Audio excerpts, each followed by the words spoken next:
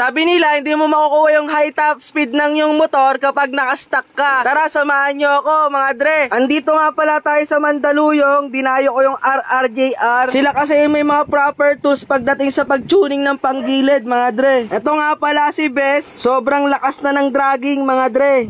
Idadayo muna siya para ma-check namin yung top speed niya.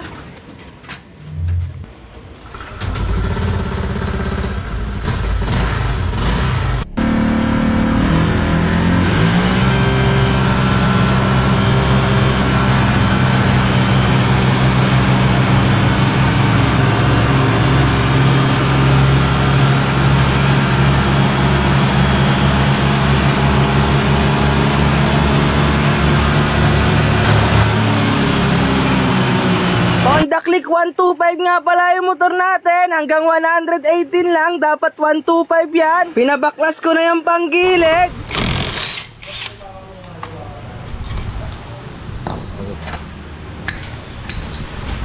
Ngayon, wala na. Usag. Kaya pala may dragging.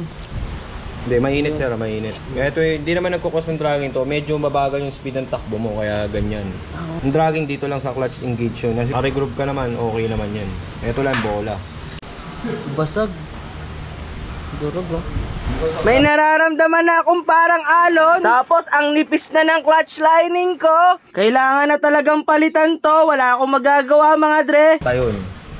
Ayan o, ayan ang grasa.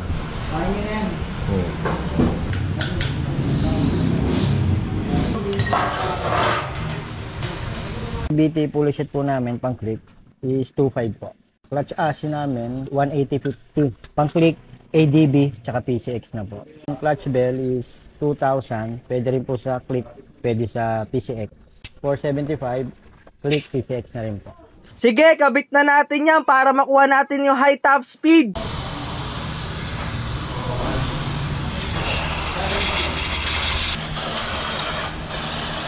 Binigracer to dati na sir.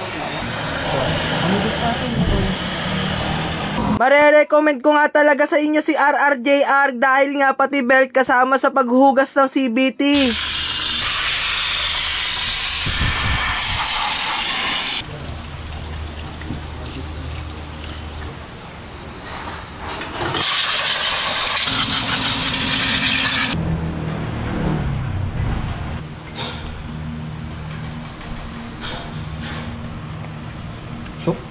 Medyo power, arangkada, ito. Mas maganda to panduluan, may galit pa rin yung makina mo. Ayan. Ayan. JPT rin. Sana all.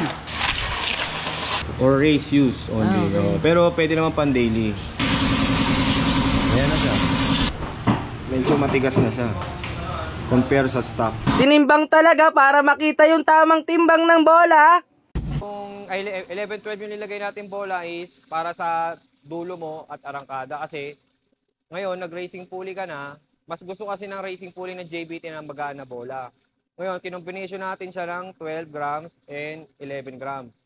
Ngayon, doon mo malalaman yung full potential ng pulley mo kung may nagbago o hindi. Kasi pag nagbigat ka ng bola, racing pulley, ganito talaga nilalagay namin. Combination, para at least may power. Set. Sana all. Okay, alternate lagi. Sabay itong tatlo aangat kasi same weight. Sabay itong tatlo same weight. Balance yung centrifugal force niya. Okay.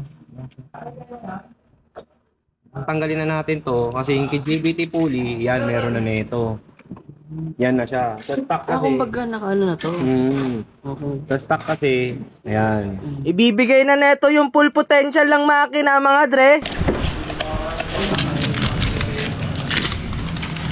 Ayan, naka-groove na rin siya. May air vent na rin para sa dumi. Ang lining, lalabas niya dito. Naka-reinforce na rin. Yan, reinforce.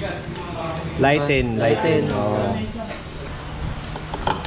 Grabe mga dre, ang bilis umangat ng bell. Excited na akong gamitin. I-check muna sa dyno para malaman yung performance na naidagdag. At may mga certificates sila sa dyno at remapping.